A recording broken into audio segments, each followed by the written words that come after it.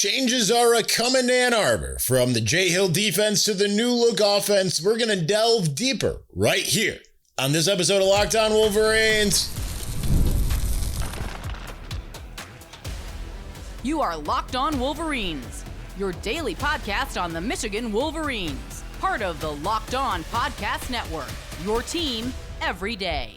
Happy Wednesday. We're back and doing it for the second time today. Locked On Wolverines podcast, part of the Locked On Podcast Network, now the #1 sports podcast network. I'm your man on the ground, Isaiah Lowell, publisher of Wolverines Wire through USA Today Sports Media Group. Thank you to all of our everydayers who watch or listen to the show every single day. Also, big thank you for making us your first listen. First, we'll discuss new defensive coordinator Jay Hill's comments on the In the Trenches podcast. Then we'll get into some of what ESPN analyst Greg McElroy said last week about why he's buying into Michigan.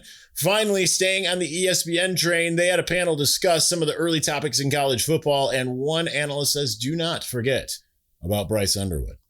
So let's get into that, starting with Jay Hill. So I'm going to read two different quotes. Let's start with the first one here. It says, I would say we run the most complicated scheme in the country. We have more calls. We do more things with fronts and coverages. So this is not something that they just pick up in a day. We're going to need all spring. We're going to need all summer. We're going to need all fall camp to have us ready to go for the first game. And by then we will be ready to go. In addition, he had kind of said something about, if we had a game today, we'd find a way to make it work. But as far as the defense itself, it is, as he says, the most complicated scheme in the country, which is interesting. Now, I want to contrast because I do think that what the McDonald, Minter, Martindale, the M coordinators, I guess, just putting that together just now, what they had kind of cobbled together was very complicated. In some ways, I think it worked in the first 3 years. The last 2 years, it's been kind of intermittent. And some of that, I think, in ways, it wasn't that it was too complicated under Martindale. I'm not sure that they had as much of a teaching development aspect to it as they had during McDonald and Minter. And I think with McDonald and Minter, despite them both being kind of more NFL guys, right? Like all three were NFL guys. I think you saw a lot more like, hey, we need to make sure you get this right. So I think that's going to be the most incumbent thing upon Jay Hill. And we've seen him do a really good job at BYU. Obviously, Weber State, whatever you want to call it, did well there. Has the familiarity with Kyle Whittingham, having been a longtime coach under him, oscillating between tight ends and other positions, being the special teams coordinator before he took that Weber State job. But I think that that in and of itself is interesting. Now he continues with being asked, like, what does this defense look like?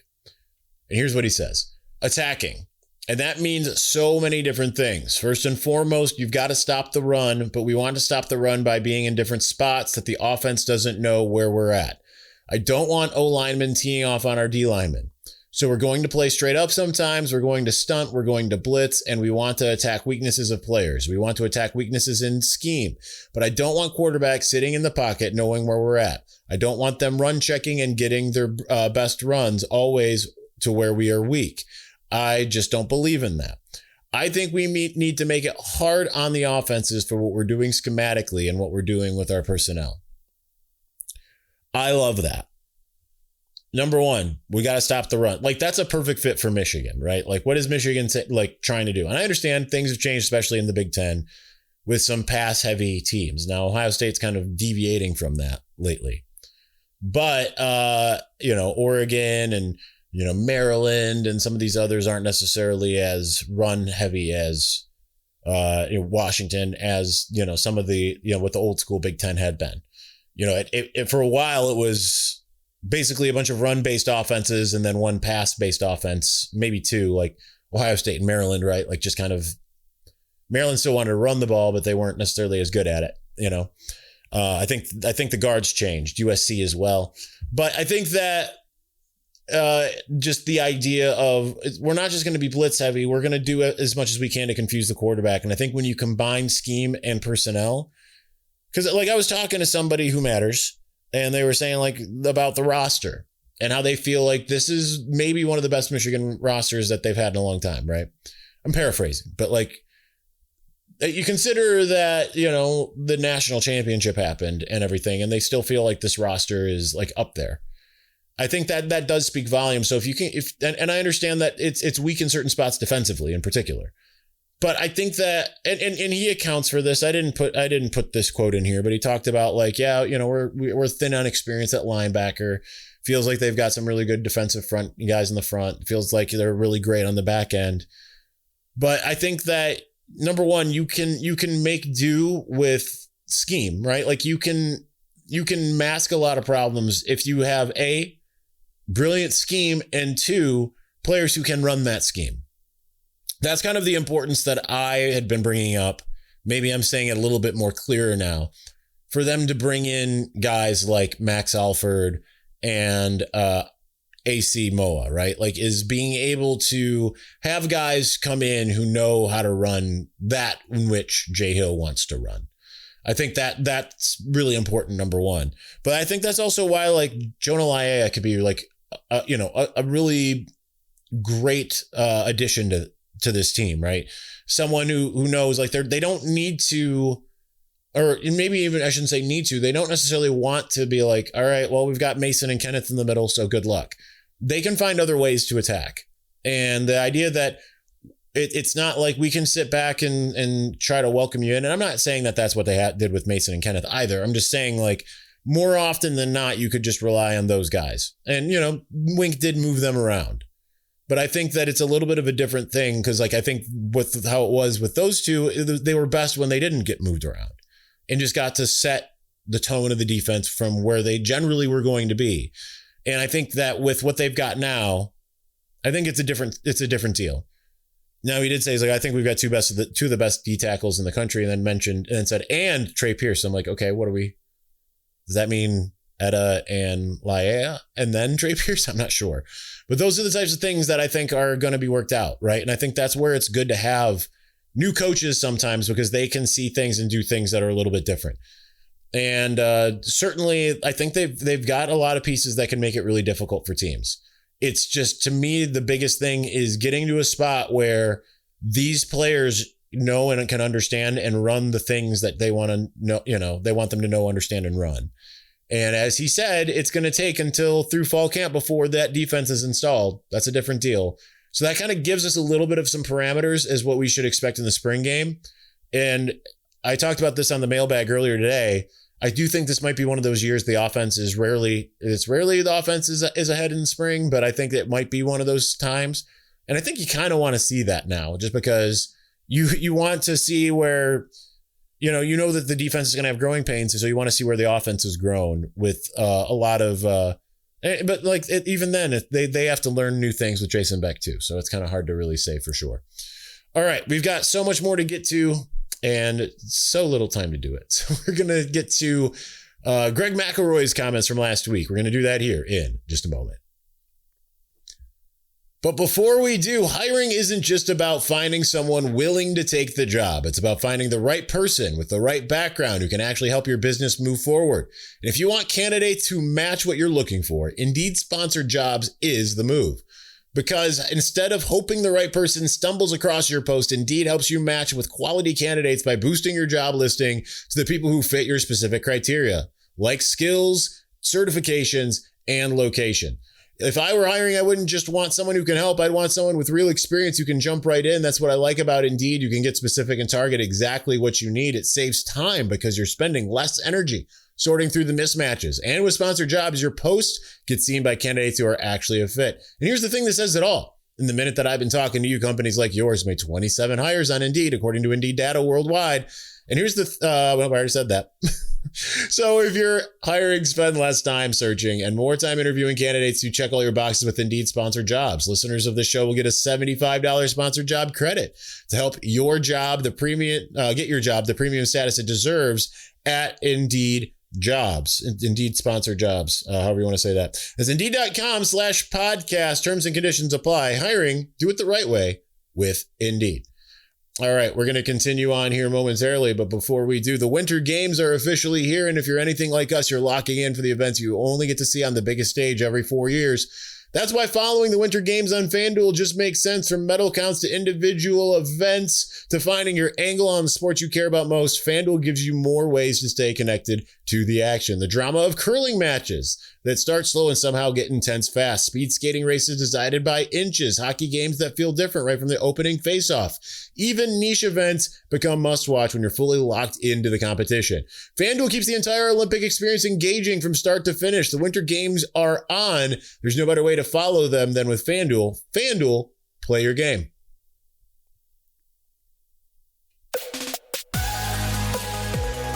Thank you for making Locked On Wolverines your first listen. Now it's time to delve deeper, go in further. It's time to go ad-free. And the best way you can do that is with the Everydayer Club. But ad-free is just that's the basis for interest in the new entry level, right? Like, you can go ad-free, but the Discord, that's where it's at. Inside info, you can ask me anything. You tag me, and I'm going to respond to it. That's how that works. And I'm going to give you, as Jamie Morris always says, the whole truth. That's what's going to happen.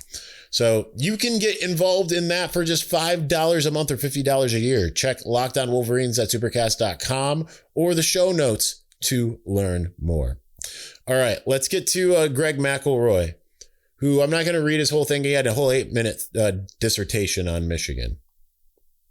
But I'll get to what he had to say. Like, the thing that I think is the most important thing he had to say here. Teleprompter's not really working, so it's going to be interesting. But he said about Michigan, here's why I'm buying stock in 2026. And it's his offensive coordinator, Jason Beck. Because Whittingham brought Beck with him from Utah, and it's a man that has spent his career turning quarterbacks into precise instruments. Beck has done a great job coaching record-breaking offenses at a few different places, and he's terrific when it comes to establishing the run. Now you got a guy with a bazooka for an arm that can also take over the game with his legs. So the Underwood leap is the single most important variable in the national championship race when it comes to the Wolverines.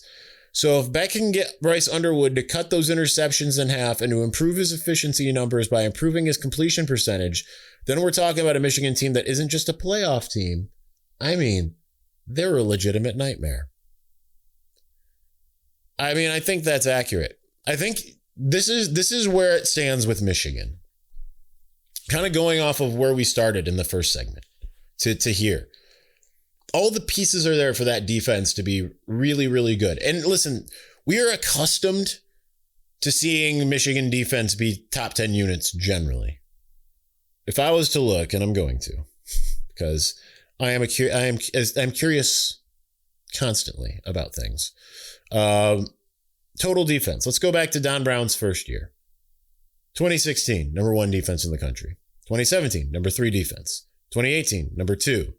2019 fell off a bit to number 11. 2020, we're not even going to look at that.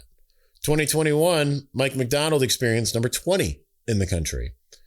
2022, number 6 under Minter. The next year, number 1 under Minter in the national championship year. Number 10 in 2024, and then this last year, not nearly as good, but number 23 in the country.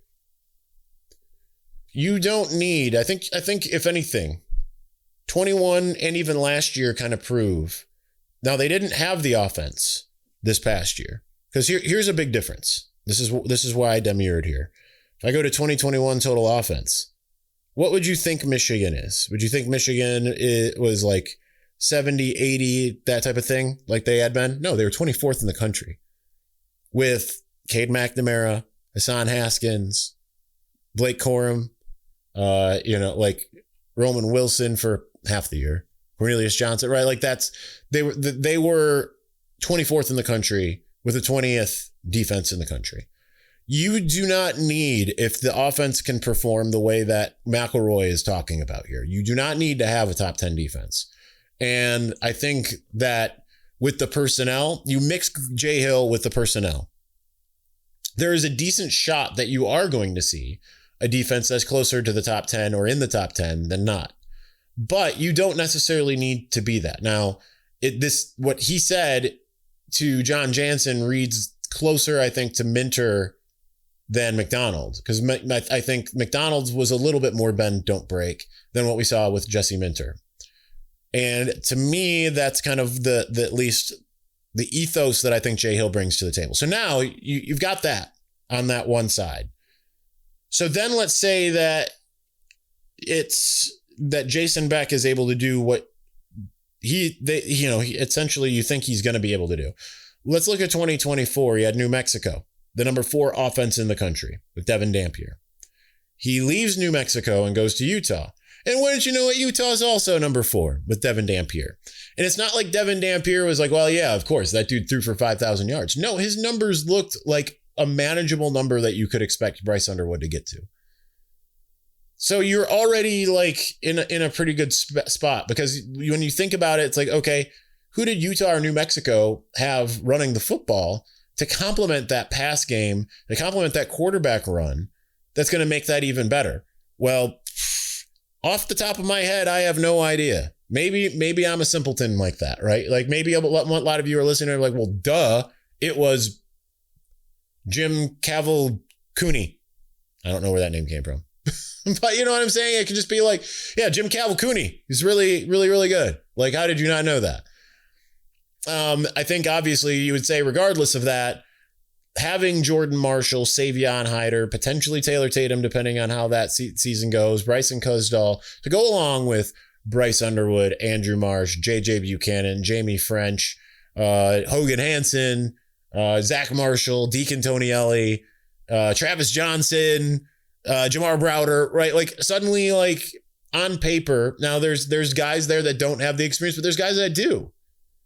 And that makes you sit there and look at it and say, okay, well, you pair that with an offensive line that should be vastly improved. You pair that with Jim Harding, who's going to be coaching that offensive line. You pair that with a guy who has shown that he can have like that top-notch offense. Like, I want to note, the offense improved significantly for Michigan last year, and it was still 59th. It was still like, it was not in that stratosphere, right? 30 points higher in terms of place, we're probably not talking about a 9-4 season. And we're now about to see what a guy can do that has the ability and the experience in just a couple short years. He's the new hotness when it comes to offensive coordinators, right? In terms of power conference teams, only one was ahead of them, and that was Ole Miss. And you think of Ole Miss as being one of the best offenses in the country. Behind that, okay, Florida State. I was unaware of your game. Tennessee, Joey Aguilar, and they were really good. USC, he had a better offense than USC did last year. He had a better offense than Notre Dame, than Oregon, than Indiana, than Texas A&M. I know, let's not talk about the playoff game, Texas A&M, because it did not look good. Better offense than Ohio State. 2 years running, he's had a better offense than the Ohio States, the Tennessees, the Oregons, the LSUs, the Ohio, like 2 years running. One at a power school, one at another. There's only one school that's in the Power 5 that he's consistently been behind, and that's Ole Miss. So, yeah, like you would think if you put Bryce Underwood at Ole Miss while Lane was there, you'd be like, oh, that's not fair. That no one should be able to do that. It's like the Tim Robinson. I don't think you're allowed to do that. That's how you'd feel about it. So let's get more into Bryce Underwood, because ESPN has had a roundtable. They had some more interesting thoughts. Let's get to that here in just a moment. I'm Kalia Butler, host of Locked On Women's Basketball, and this is Mazda's Women's Basketball Snapshot, celebrating the work no highlight reel can ever capture. Dawn Staley and South Carolina remain on top of the SEC standings after handing Tennessee their worst defeat in program history with a final score of 93-40. In the 43-point win, South Carolina shot 69% from the field. Tessa Johnson had a perfect shooting night, scoring 24 points, shooting 4 for 4 from the floor, including 2 threes, and made all 4 of her free throws. And UCLA remains undefeated in Big Ten play, topping Michigan 69-66 as Player of the Year contender Lauren Betts put up a double-double, scoring 16 points, collecting 16 rebounds, and adding 5 assists and 3 blocks. These moments are earned off the clock, those long before the lights ever come on. The sweat, the fakes, the doubt, the scrapes, and coming back for more every time. Mazda puts the same drive into every detail. Wins define the moment, putting in the work, that defines you. There's more to a Mazda because there's more to you. All right, so interesting thing. They had roundtable. They were talking about a bunch of different things, a bunch of different ESPN analysts, and Lyles, I forgot the first name. When they were talking about offensive players. This is going to just kind of like bolster what we were talking about in segment 2. We're talking about a bunch of different offensive players, and you got all the people, Malachi Tony and Jeremiah Smith and Dante Moore, and oh man, just everybody is so good. Then you get to the last person on this list, and he says, I agree with all the above. End of sentence, we're done.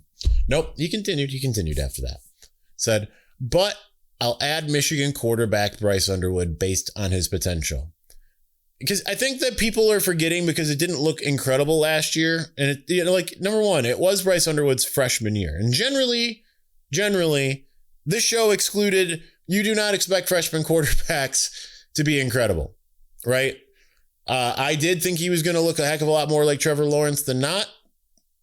Didn't work out that way. Trevor Lawrence obviously also had a lot more help around him. Maybe I should have guessed that to be the case, but sometimes we do get some wool over our eyes here and there.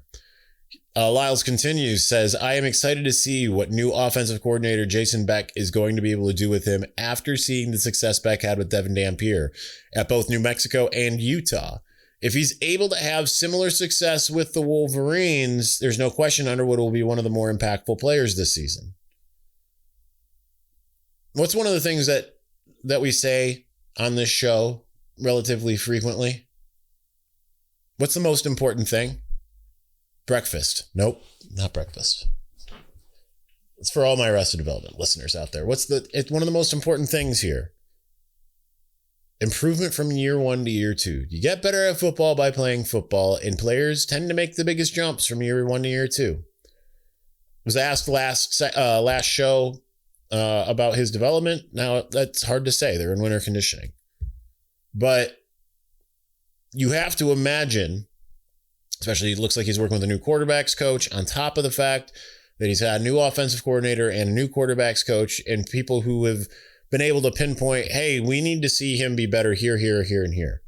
Whereas it just didn't feel like that was happening. And I kind of got some inside info in mid-season last year that there was just a little bit of hands-offishness with Bryce, which is unfortunate. Now, I want to preface this by saying I heard this from two decent sources, but I still can't speak categorically as if it's true. So take that for what it's worth. But that Chip Lindsey was a little bit afraid to kind of get in there and get in the mud with Bryce.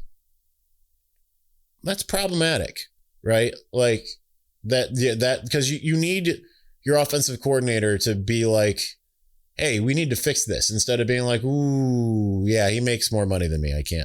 I'm let him do his own thing. He'll figure it out. Again, I can't speak with specificity there because, I heard it from some good sources, but I still have a hard time believing it. I have some cognitive dissonance there to some degree. But now that you've got some coaches in town who know what it takes, they've done it. They did it. Jason Beck did it with Devon Dampier, as did Coy Detmer Jr. Okay. Now we're working. Plus Bryce now kind of knows more what he's looking at. It's better to have a mediocre year. And it wasn't a failed year last year. It wasn't great. It wasn't terrible. It's better to have him have that 1 year in a situation where he wasn't just getting blown up by the offensive line here either, right? Like where he's going to be seeing ghosts when he's out there. But just to have that year where he learned a bunch, didn't have a lot, have a lot of mentorship, to now getting it. So now it's like, now I understand, right? It's like he's got a year of practical experience, and now we'll have people who will be able to guide the following, right? Like, here's all the ways that you did good, and here's all the ways that you messed up. we're just going to be able to start taking things from the messed up and putting them in the good column, bit by bit, piece by piece. Because he's got all of the physical tools. Like, that's the thing that people just like forget that aren't this Lyles dude. As people talk about all of these other quarterbacks and everybody else offensively, there's probably nobody in college football that has as high of a ceiling as Bryce Underwood. And I think that to the nth degree, for the most part, you saw the floor last year. That was the floor. Now you got him some pieces. You got him some coaches. You got him, not just some coaches, but a guy who's shown he can do the play calling. I don't think he's even going to be as good this year as he'll be next. But hey, you're already working in a really good spot with what you got. All right, that's going to do it for show number 2. If you didn't see show number 1 or listen to show number 1, it's the mailbag. It's out there for you. Go check that out. Otherwise, that's going to do it for us today. Locking down Wednesday with power. No, sorry, we had power. With internet. I have internet. I've got the power and I've got the internet. That's fun. All right, we'll talk to you again soon. Thanks for watching. Thanks for listening. Peace.